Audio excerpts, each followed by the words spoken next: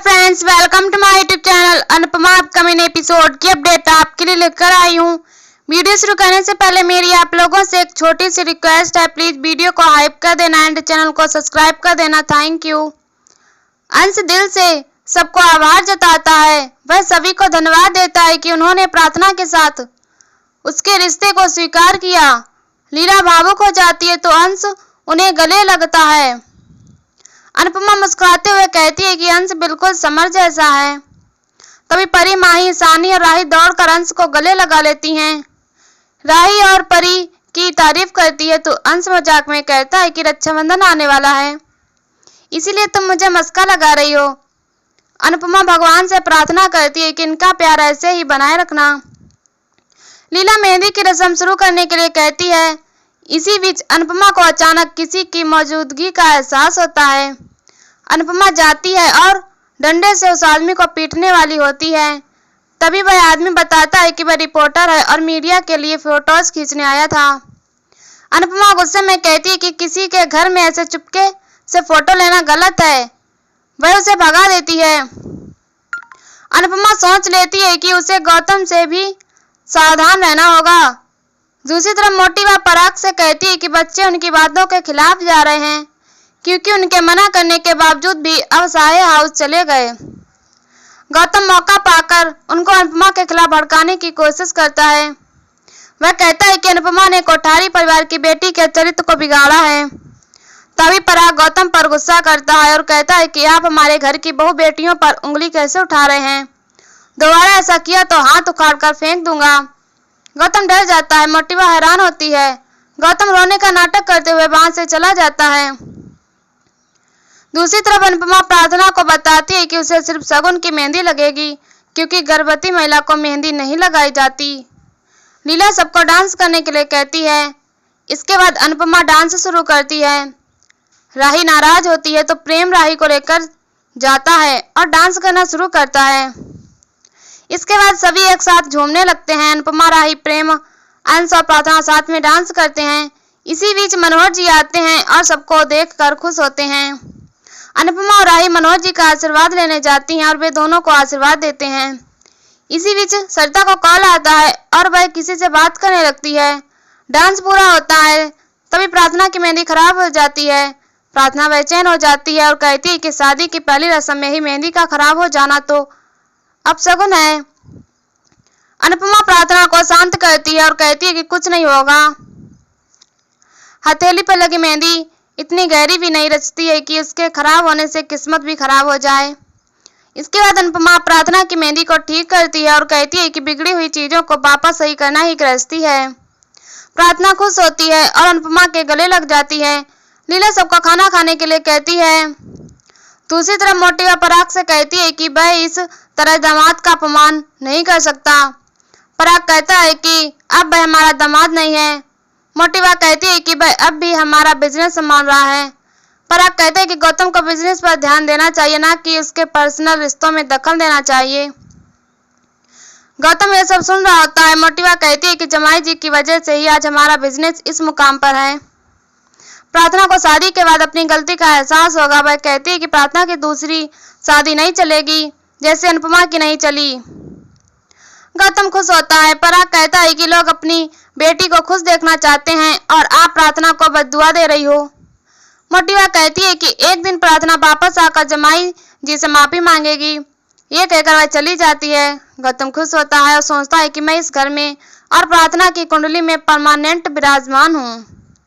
दूसरी तरफ राही अनुपमा को जसप्रीत और भारती के साथ खुश देखकर जलन महसूस करती है। प्रेम सबके लिए जूस लेकर आता है। इसी बीच पाखी राही को जसप्रीत और भारती के खिलाफ भड़काती है कि मम्मी रिश्तों का रिप्लेसमेंट बहुत आसानी से ढूंढ लेती हैं। इन्हें तुम्हारी और माही की जगह ये दोनों मिल गई हैं। ये भारती और जसप्रीत ऐसे बर्ताव कर रही हैं जैसे ये मम्मी की सगी बेटियां हों। राही को जलन होती है और वह सोचती है कि मेरी शादी में मम्मी को मेहंदी लगवाने के लिए समय ही नहीं था और अंश की शादी में ये आराम से एंजॉय कर रही हैं। इसके बाद राही अपनी टीम से कहती है कि अंश और प्रार्थना की शादी में हम एक स्पेशल डांस करते हैं और दुनिया को दिखा देते हैं कि हम क्या चीज हैं। जसप्रीत कहती है कि दुनिया से तुम्हारा मतलब हमसे है ना, मैदान में आओ। हम भी दिखा देंगे कि हम क्या चीज हैं। अनुपमा परेशान होती है। इसके बाद जसप्रीत और राही डांस करना शुरू करती हैं। तो उसको वीडियो बनाते हुए सोचता है कि बहुत अच्छा, मुझे ही मसाला चाहिए। जसप्रीत और राही साथ में डांस करती हैं और दोनों अपनी टीम के साथ बेहतरीन परफॉर्मेंस देती हैं। सब उन्हें देखकर थोड़ा परेशान होते हैं। इसी बीच अनुपमा जाती है और सबके साथ डांस करती है। अनुपमा और राही एक साथ डांस करती हैं। अनुपमा दोनों टीमों को एक साथ डांस करवाती है, जिससे तोसू हैरान रह जाता है। इसी बीच पाखी सोचती है कि मम्मी को अपनी टीम पर बहुत घमंड है। अब मैं मम्मी को और इन चोरबालियों को ज्यादा नहीं झेलूंगी। इधर सब खुश होते हैं। अनुपमा सबको आराम करने के लिए कहती है।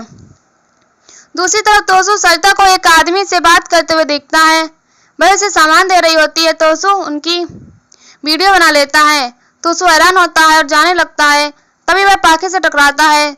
तोसू पाखी को वीडियो दिखाता है तो पाखी खुश होती है। पाखी उसे अपना प्लान बताती है और कहती है कि वह यह बात किसी को ना बताए। इसके बाद प्रार्थना अपने कमरे में आती है तो पाखी कहती है कि प्रार्थना का डायमंड वाला नेकलेस कहाँ है। सभी परेशान हो जाती हैं। राही सबको नेकलेस ढूंढने के लिए कहती है। सभी ढूंढने लगती हैं। पाखी कहती है कि कहीं यह नेकलेस चोरी तो नहीं हो गया। राही कहती है कि घर से कौन चोरी करेगा। पाखी कहती है कि अगर हमें नहीं मिल रहा है इसका मतलब चोरी ही हुआ है। दूसरी तरफ सरिता सबके लिए नाश्ता लेकर आती है। सभी खुश होते हैं। सरिता अनुपमा को खाने के लिए कहती है। अनुपमा उसे काम नहीं करने के लिए कहती है। सरिता कहती है कि तुम्हारा परिवार हमारा परिवार है। तभी पाखी आकर कहती है कि अगर ऐसा है तो अपने ही परिवार में चोरी कौन करता है। सभी हैरान होते हैं। पाखी बताती है कि प्रार्थना का नेकलेस गायब हो गया है। ये सुनकर सभी चौंक जाते हैं। किंजल कहती है कि हमने सब जगह देखा लेकिन हमें नहीं मिला। बाबूजी कहते हैं कि बाहर से तो कोई आया भी नहीं, फिर कैसे चोरी हो गया। पाखी कहती है कि इसका मतलब घर में से ही किसी ने चुराया है। अनुपमा उसे साफ साफ बोलने के लिए कहती है। पाखी तोसू को वीडियो बनाने का इशारा करती है। वह सरिता पर इल्जाम लगाती है और कहती है कि चोरी इसी ने की है। सरिता हैरान हो जाती है। अनुपमा भी चौंक जाती है। जसप्रीत गुस्से में कहती है कि सरिता को चोर बोला तो ऐसी थप्पड़ मारूंगी कि तुम्हें दिन में तारे नजर आ जाएंगे। पाखी कहती है कि चोर को चोर नहीं कहेंगे तो क्या पुलिस कहेंगे। जसप्रीत कहती है कि सरिता चोरी नहीं कर सकती। दोनों में बहस होती तो अनुपमा दोनों को चुप कराती है और पाखी से कहती है कि क्या तुम्हें होश है कि तुम क्या बोल रही हो। प्रार्थना कहती है कि नेकलेस नहीं मिल रहा, इसका मतलब यह नहीं है कि सरिता ने चुराया है। पाखी सरिता को पुलिस बुलाने की धमकी देती है। अनुपमा को पाखी पर गुस्सा आता है। वह कहती है कि सब कुछ अच्छा हो रहा है तो तुम लोग उसे अच्छा क्यों नहीं रहने देते, हमेशा तमाशा क्यों करते हो। अनुपमा पूरे आत्मविश्वास से कहती है कि मैं अपनी टीम को बहुत अच्छे से जानती हूँ, ये सब ईमानदार हैं। पाखी कहती है कि आप कभी नहीं बदल सकती, आप हमेशा बाहर वालों का ही साथ देंगी। अनुपमा कहती है कि तुम भी हमेशा गलत का ही साथ दोगी, हमेशा सच के खिलाफ ही खड़ी रहोगी। पाखी और अनुपमा एक दूसरे पर गुस्सा करती हैं। तभी राही पाखी से कहती है कि मैं आपके साथ हूँ। ये सुनकर सभी हैरान होते हैं और इसी के साथ एपिसोड खत्म हो जाता है। अगले एपिसोड में देखने को मिलेगा कि सरिता दुखी होकर अपनी सफाई देती है और अनुपमा कहती है कि मुझे आप पर पूरा भरोसा है।